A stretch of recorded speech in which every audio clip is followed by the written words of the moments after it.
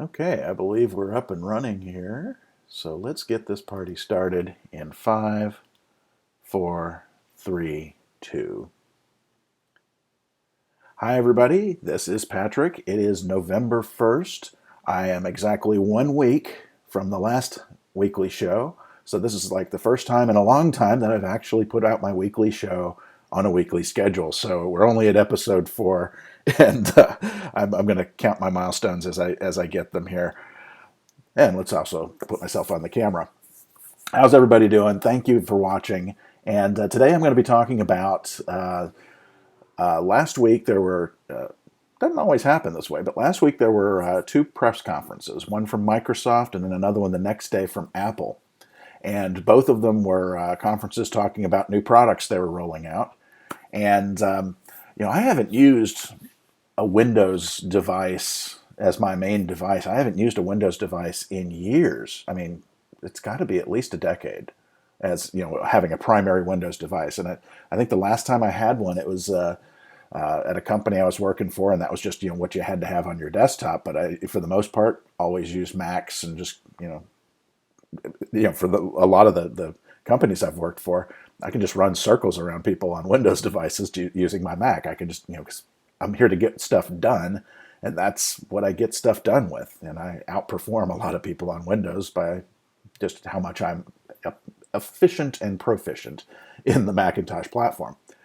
That being said, so I would call myself probably the biggest Apple fanboy. I mean, I've got my iPhones, I've got my, you're looking at all this stuff from a Mac. I'm producing this whole show from a Mac. So imagine my surprise when Microsoft rolls out this thing. Let me switch over so that you can see what I'm looking at. When Microsoft announces this thing called the Surface Studio, and look at this. This thing is beautiful. It's a 28-inch screen. It's super thin, and it's a touch screen. So you can reach out and just, grope it and touch it. Of course, that would drive me insane. I'd have to have I literally have a little rag that sits next to my computer, and I wipe off every fingerprint that gets on my screen. So I'm hoping it's a, sort of a protective screen so you don't get all grubby. However, you can see they also have right here a pencil or a stylus that you can use, which is probably better. But notice the computer itself is in this base right here, and everything else, there's no cables, no wires. There's a wireless keyboard and a mouse. Now, that's not a huge innovation, but this giant touchscreen is really fantastic when you apply these little hinges here. So now, if you see how it's kind of smushed down on the left there, that's kind of neat, right? So, in addition to being something you can mess around with your fingers, you could push this thing down, and it's the angle of like a drafting table at that point. And now it's like you could really do some serious work if you were drawing and things with this. And what I thought was interesting was, when Microsoft rolled this out, they also had this little hockey puck thing. You see this right here? That's a little haptic feedback puck that you can do things on the screen by spinning it up and down, and different applications will have different uses for it. But you can also pick that thing up, set it on the screen, and do some things with it as well. It'll know where you set it and have context-sensitive things. I mean, this was a pretty innovative piece of gear here. And I was really impressed that the starting price is $2,999. And I was just thinking, like, oh my gosh, this thing showed really well. The demos they had were fantastic. Made me really want to get a PC. I'll tell you that. And that particular one, because I'm sitting here thinking about, wow, all the cool stuff that I could do with it. And then they had another part of the announcement, because they had software and hardware announcements. This was a hardware announcement, but earlier in the presentation, they were talking about software, and they talked about the Windows 10 Creative Update. And the thing that most impressed me on this was they were pushing hard this idea of, we're going to be, in order to get more people thinking and designing in 3D and looking at other platforms like VR and mixed reality and AR and all this. And obviously Microsoft has a stake in all of this, right? They not only make an operating system, but they make software for it. And they have the HoloLens, which is their little thing that they are doing mixed reality things with. So they're in there. They're going to be a player for this. And their big concern was, we don't want this to be only accessible for the people to create for this. We don't want it to be only accessible by the wonks that know how to use 3D Studio Max and all this. but we want to make this something that the masses can use, kids can use. And so they rolled out, of all things, oh, geez, hang on. They rolled out, of all things, Microsoft Paint 3D. And I'll roll this real quick just to show you what they were doing here. But this is really impressive. When I first heard 3D, I was like, it'll probably be really hard, or like bubble letters. But when I saw this, I was like, whoa. Look at that. Wow, look at it, just popped in. So I love how they've added those clouds.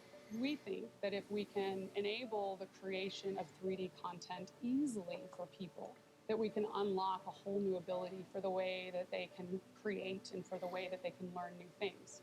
It's just... So you're seeing a little bit of this. This is Microsoft Paint. Remember Microsoft Paint from 10 years ago or what have you?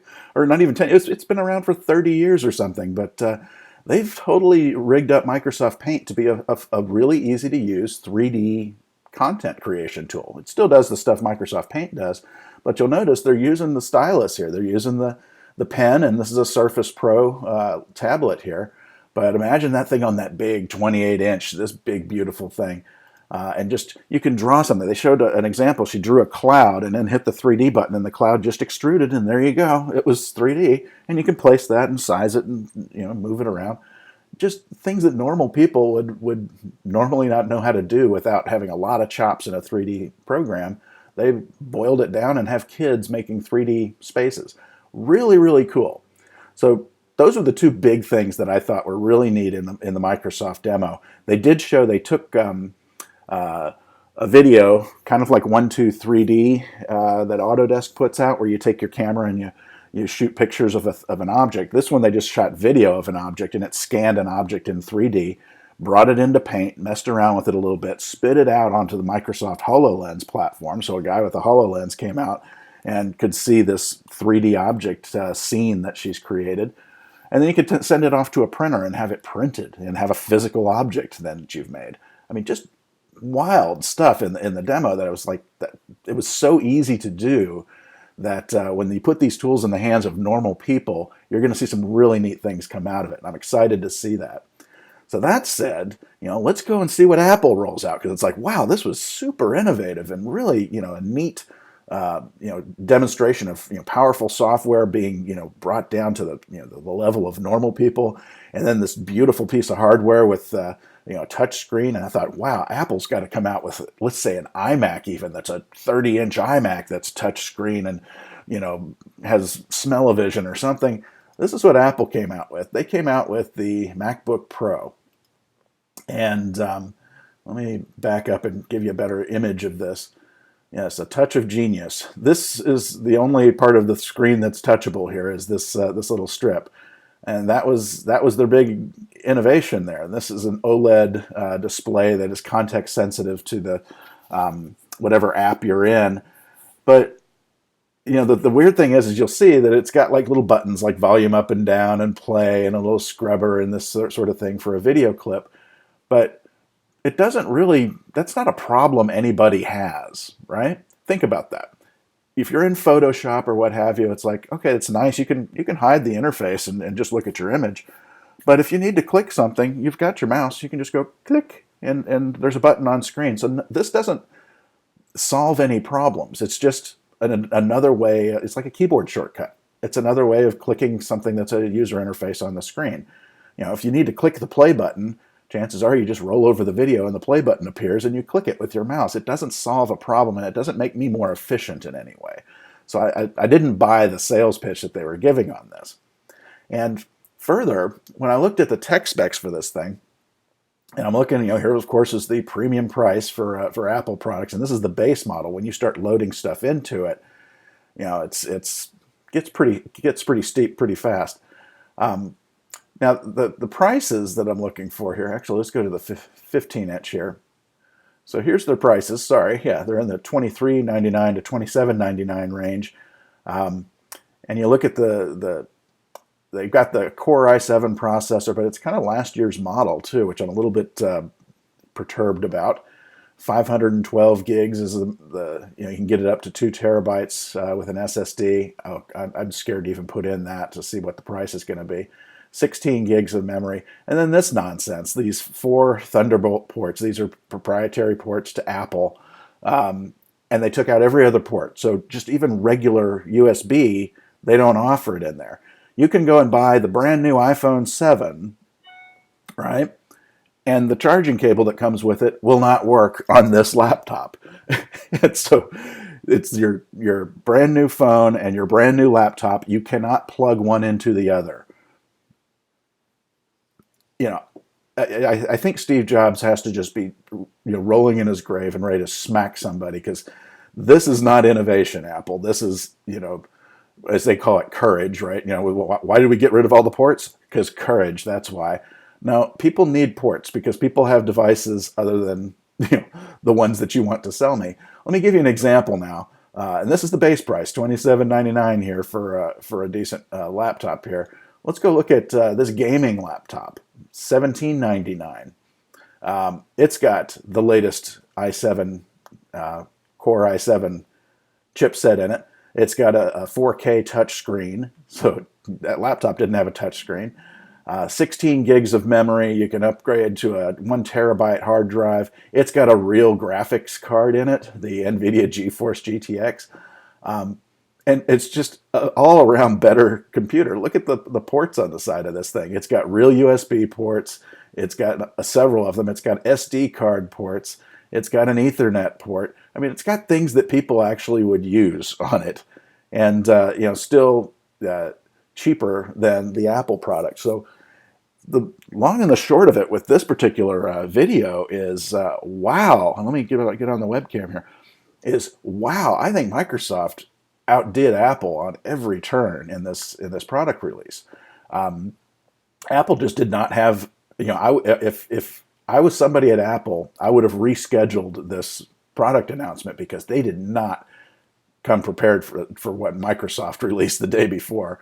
Microsoft just owned them on every turn. This thing right here is an amazing product. This Surface Studio, and I think Apple's losing its touch. This thing that Microsoft came out with, this right here, I want that to be my next computer. I'm serious. That is a fantastic piece of gear.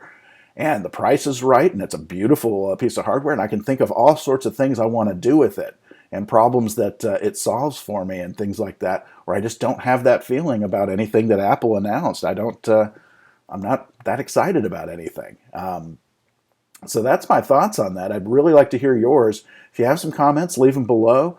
Like, favorite, subscribe, do all the social networking things that are on the screen here. You can follow me on any of these things and get in touch with me. I'd like to hear what your thoughts are. Am I completely missing the boat here, or did you think Microsoft sucked and Apple was awesome, or vice versa? Do you agree with me? Do you disagree? Let me know, and we'll see you in a week. I'm going to try to get it back in 1 week and broadcast again on time. So thanks for watching. Let me put my little closing screen up here, and we'll see you next week. Bye-bye.